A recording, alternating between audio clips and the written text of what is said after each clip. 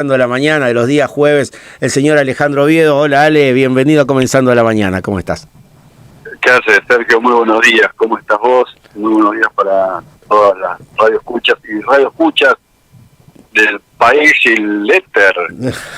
Así es, sí, yo estoy para la gente que me ve, con el vasito de agua acá, dando agua a cada rato y bueno, la verdad que sí, es algo que tenemos que hacer, comunicar y todo eso, así que está bueno de poder hablar de todos los temas y bueno, en este caso particular y a propuesta tuya, hoy vamos a desarrollar un tema que me resulta interesante. ¿Por qué decís Jáuregui, el pueblo que se animó al cáñamo, antes que nada? Es una linda historia, porque mira, te cuento, allá por la década del 20 del siglo pasado, se importaban telas desde muchos lugares, tal como lo había visto y preveía Belgrano. Como hablábamos la vez pasada, en su paso por España veía que a España llegaban las telas ya confeccionadas de otros lugares. Bueno, acá en Argentina ocurrió lo mismo y una de las firmas que llegaban a la Argentina era una firma belga que tenía por nombre Establishment Sterling, de Adolf Sterling, que, insisto, era una firma que tenía como el mayor lugar donde llevaban sus telas era Argentina. Pero para el año 23, en el gobierno de Marcelo T. de Alvear, se empiezan a arancelar las telas importadas, todos los tejidos importados, y se empieza a favorecer la introducción de maquinarias en el país. Así que esta gente se veía complicada con la cuestión, y bueno, arriesgadamente envió a uno de sus hijos, a Jules, quien cruzó el Atlántico con solo 3 telares y algo de dinero. Para el año 1924, Jules ya estaba radicado en Buenos Aires y con el nombre de Algodonera Sudamericana Flandria S.A., inicialmente que estaba en Valentina Alsina, arranca a cultivar algodón.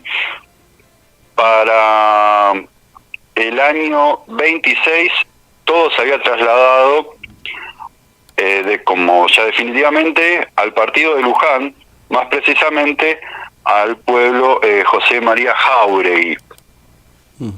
Sí, y ahí empieza la historia, porque bueno, el algodón tenía su zona fuerte en el noreste del país, y eso hacía que fuera difícil la competencia, porque el algodón en Argentina siempre tuvo una base bien sólida. Entonces, don Jules se le ocurre incorporar otro tejido para el emprendimiento industrial. Para el año 1941, el lino hace su aparición en la zona de la mano de la linera bonaerense, que junto a la algodonera convertirían en la zona en un emporio agrotextil. Bueno, hasta ahí todo bárbaro. Un dato anecdótico: la gente de la zona que trabajaba ahí, que eran la gran mayoría, se hacían llamar linacos, porque trabajaban en la linera, los linacos. Bueno, muchas cosas hizo don Julio, como se lo empezó a mencionar. Se dejó de lado el Jules y se empezó a hablar de don Julio. Una escuela, un club de ciclismo, un club náutico, fueron de los primeros aportes a la comunidad de parte de este buen... Hola. Sin lugar a dudas, el desarrollo más importante fue crear el club de fútbol Villa Flandria, que después pasó a ser el nombre del pueblo. Muy bueno, pero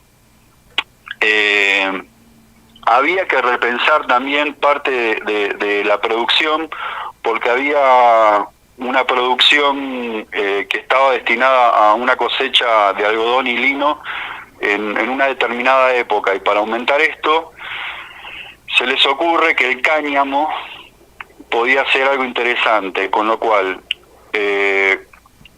plantar lino en invierno y cáñamo en verano haría que durante todo el año tuvieran materia prima para poder llevar adelante su industria.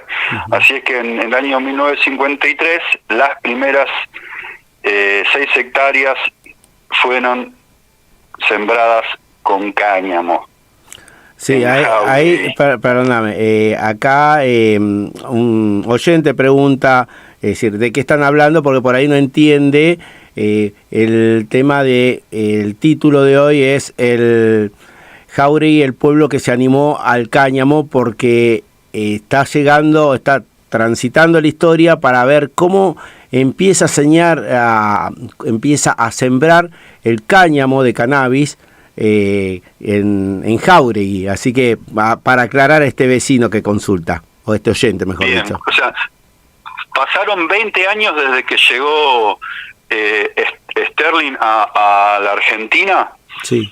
Y arrancó con algodón, luego sumó el lino, y finalmente en la década del 50, en el año 53 más precisamente, incorpora el cáñamo como una fibra nueva para la zona, para la Argentina, pero muy productiva a la vez. Por eso, decía, plantando lino en invierno y cáñamo en verano, se iban a asegurar de tener fibra para todo el año. Sí. Para finales del año 50 ya tendrían cerca de 200 hectáreas cultivadas con cáñamo, que es bastante. Las producciones en toneladas eran varias miles de toneladas de cáñamo. O sea, muchísimo más rendidor que el resto de las fibras. Ahora, esto que por ahí nosotros vamos profundizando, cuesta relacionar porque vos hablas de procesos industriales y la gente tiene internalizado que el cannabis o la marihuana son productos, ahora se habla de medicinal, de, como vos lo nombrás por ahí, recreativo, lúdico, y digamos, cómo de este lado también, y cómo, digamos, se genera toda una industria más allá de estas partes, digamos, de lo que es el cannabis. Claro, en este sentido, esta variedad de cannabis produce fibras. La distancia entre una ramita y otra se llama distancia internodal. Bueno, en el cáñamo hay variedades que crecen muy alto, como si fueran cañas. Sí. Entonces, la fibra que se puede extraer se utiliza para la confección de telas, se utiliza dependiendo qué tipo de fibra es la que se extrae, ¿no? Se pueden hacer sogas, que bueno, de hecho, sí, es lo que se hacía en Jáuregui. Y además, posteriormente, de la flor, que es un pequeño cúmulo que crece en la parte superior, no como las plantas que estamos hoy habituados a ver, que tienen muchos cúmulos de flores, crece también la semilla. Entonces, se aprovechaba la totalidad de la planta. En ese sentido, muchas personas eran empleadas en la cosecha, porque había mucha producción. De hecho, una de esas personas que cosechaba como golondrina, ¿no? Porque tenían épocas, fue un gran cantante popular de aquellas épocas, conocido como Leo Dan. Ah, mira vos, Leo Dan, sí, me acuerdo de Leo Dan. Leo Dan fue un golondrina de aquella época que cosechaba en la zona. Mucha maquinaria fue introducida y se tomó a la linera como una empresa modelo para la época, vanguardista, futurista, porque había maquinaria muy específica que se utilizaba en la zona. La verdad que fue bastante visionario este hombre belga y su hijo allá en Argentina, al decidir incorporar al cáñamo dentro de su producción.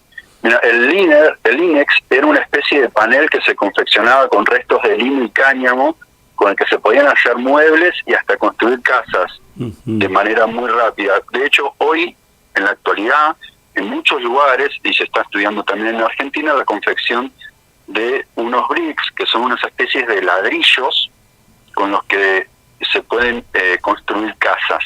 Ahora, este uso del cáñamo, digamos, que vos lo mencionás para telas, y bueno, ahora estás incorporando también, ¿tiene alguna otra función, digamos, más hacia lo cotidiano, digamos, para en lo medicinal o en el consumo o algo así, o es exclusivamente para eso, cuando se habla del cáñamo, de este tipo de cannabis?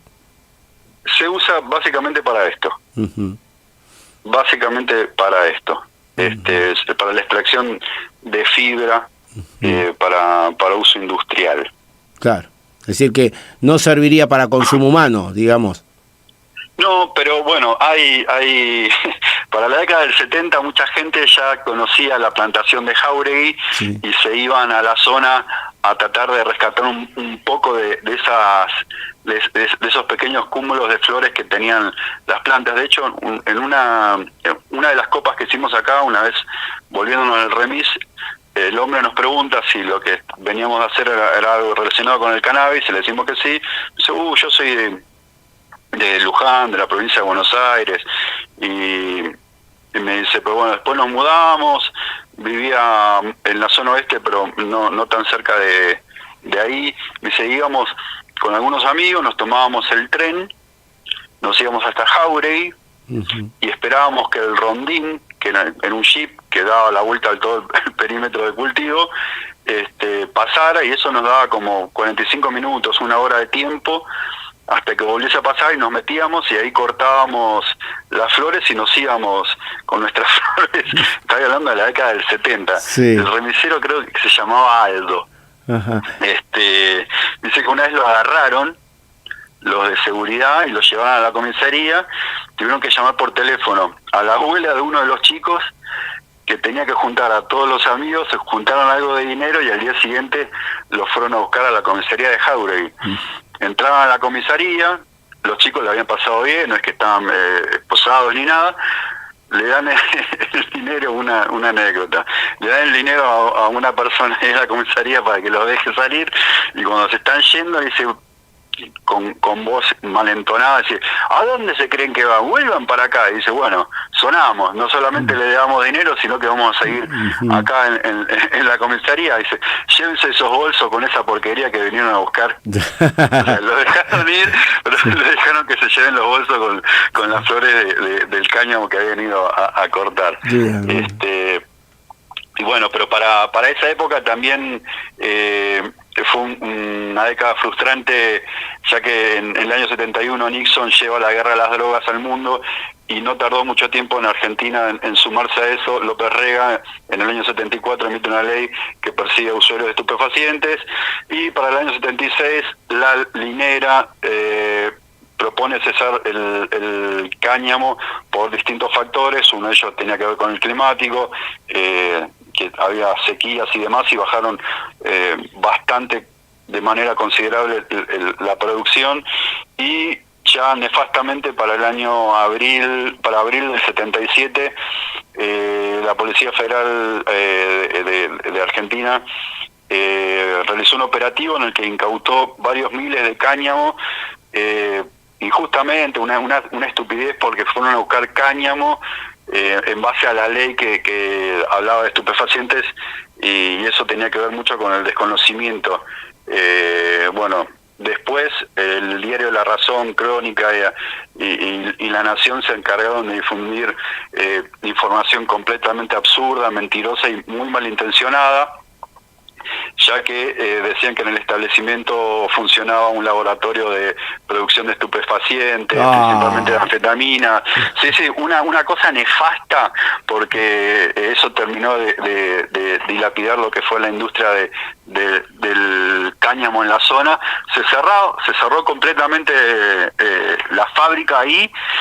De hecho, tengo un amigo que estuvo hace unos años en la zona y volvieron a hacer un recorrido por un relevamiento y entraron por primera vez, después de décadas, al lugar. Me dice, encontramos que todo fue dejado tal cual el día se cerró. Muy loco como de ser el gran emporio de agroindustrial de Argentina pasó a ser la nada misma. Impresionante la historia. La verdad que, bueno, por ahí los que están ansiosos de escuchar sobre fumar, sobre aceites y esas cosas, no se encontraron en esta oportunidad, pero es importante también reconocer cómo se tergiversa la información y se barren con cosas, bueno, lo que vimos en la dictadura y esto que tantas veces analizamos en nombre de un pseudo progreso. Se destruyó lo que realmente era importante para nuestro país, así como pasó también durante el menemismo, y esto lo traigo, la anécdota que siempre cuento de los ferrocarriles que daban 1 millón de pesos de pérdida para el Estado, con un montón de empleados, servicio ferroviario y demás, y después privatizaron todo y resulta que no daban 1 millón de pesos de pérdida, sino que después era 1 millón de pesos de subsidios que se llevaban a las empresas. Y digamos, sí, tremendo. Cómo en nombre de se destruye parte de nuestra economía, de nuestra sociedad, de nuestra productividad inclusive, porque lo que vos decís, antes se traía, se importaba, se empezó a producir, después se cerró, así que se volvió a volver a importar, porque si no se producía acá, digamos lo que termina pasando. Así que, y el cáñamo, con la excusa de que es un psicotrópico la marihuana, se cerró una producción industrial de aquellas, digamos, que no solo incluía caño, sino lino también. En la misma bolsa dos variedades distintas, que tenían usos completamente distintos. Se manchó de manera muy fea a una empresa, una industria que daba muchísimo a la sociedad. Fue lastimoso, pero bueno, el tiempo nos va dando la razón. Hoy en Argentina ya se está empezando a hablar de cáñamo otra vez, se está empezando a hacer investigación y pequeño desarrollo que, como vimos en el tiempo, se puede realizar. Cuando este hombre decidió hacer algo desde Bélgica, fue el año 20. Cuando su hijo introduce el cáñamo, fue el año 50. Pasaron 30 años, pero esos 30 años en esta actualidad se pueden reducir a meses o 1 o 2 años, hasta que tengamos la legislación completamente reglamentada, porque ya está la ley de cannabis para uso industrial. Le faltan las reglamentaciones específicas que nos den las bases. Sí, interesante lo que contabas, la verdad. Vos sé que me hace acordar esto yo cuando estuve en Chile, en la zona de los Andes, que había grandes cosechas o grandes cultivos, mejor dicho, no sé las cosechas, pero digamos en esa zona, y yo realmente desconocedor, lo único que sabía es eso, me quedó esa información ahí. Chile sufrió el mismo infortunio que Argentina. Mira vos. Chile era el gran productor de cáñamo de Latinoamérica, seguido por Argentina, y corrió con la misma suerte. Una lástima porque Latinoamérica hubiese tenido una muy buena base, porque no solamente producíamos la materia prima, sino que se manufacturaban distintos elementos. Claro, darle valor agregado en definitiva, que es exactamente lo que se reclama cuando uno dice fuentes de trabajo, digamos, cómo ellos mismos destruyen, que es lo que hablaba hoy con el candidato. Por ahí son políticas recesivas y que no atraviesan un solo gobierno, desgraciadamente, estos intereses, estos benditos intereses que nos gobiernan. No, son generacionales ya. Exactamente. Bien, Ale. Sergio, no me quiero olvidar de decir que para aquellos que esperaban que hablemos de otra cosa más específica relacionada al cannabis, mañana tenemos un gran evento en el puerto de San Carlos de Bariloco, este espacio recuperado por la Subsecretaría de Cultura de Bariloche, que es el espacio de ciencia y tecnología. Vamos a estar brindando desde Satiri, tienda de cultivo, un curso de extracción de cannabis, de RSO, Rick Simpson Oil, una metodología muy sencilla que, siendo bien aplicada, nos da el puntapié para poder generar en casa nuestros fitopreparados a la hora de querer utilizar al cannabis como una herramienta de sanación. Así que, nada, ¿a qué hora? Todas las personas invitadas. ¿A qué hora? ¿Cuál es el horario? A las 5 de la tarde, las 17 horas. Bien. Es de acceso libre y gratuito. A las 19:30 horas va a estar Solange, una artista plástica, haciendo arte en vivo, arte psicodélico, y a partir de las 8 de la noche hasta las 10 vamos a tener música, porque va a estar 12, un rapero de acá de Bariloche, compartiendo su música. Después van a estar los chicos de Rancho Grande Hip Hop, y va a estar cerrando Verde Iguana. Wow, qué jornada la de mañana se traen, ¿eh? La verdad que yo creo que más a esta altura del mes, que siendo entrada libre y gratuita, van a tener que atajar a la gente, no va a caber toda la gente ahí que vaya. Mirá, ayer me decían, pero ¿te parece no cobrar entrada? Pero ya lo estamos pagando, porque es un espacio público, sí, que se sostiene con la colaboración de los barilochenses que pagan los impuestos. Sí. O sea, tenemos que aprovechar todos estos espacios, estas puertas que se abren, para poder mostrar todo lo que hace el pueblo de Bariloche, no solamente desde el orden canábico, sino desde completamente del orden cultural, llevando arte, llevando música. Es lo que siempre me gusta compartir con la gente, que el espacio sea completo. Bien. Así que mañana, a partir de las 5 de la tarde, en el puerto de Bariloche, ahí abajo del centro cívico, sí. Obviamente, como es un espacio cerrado, no se suspende por lluvia, lo cual también suma otro poroto. Buenísimo, ahí nos estaremos encontrando, Ale. Entonces me parece interesante para ir a hacer imágenes y todo eso, para charlar en futuro, también generar material. Así que seguro vamos a estar ahí charlando, y bueno, la gente que se quiera sumar, entrada libre y gratuita. Así que también no quiero dejar de agradecer, Sergio, sí, a la Subsecretaría de Cultura, que me viene brindando espacio y apoyo ya desde hace un tiempo en esto que tiene que ver con la información y formación en cuanto al cannabis. Bueno, una buena para la gestión de Genús, que critico tanto. Qué bueno que digamos algo bueno para rescatar. Bueno, la subsecretaria, no sé quién está de subsecretaria ahora, porque cambió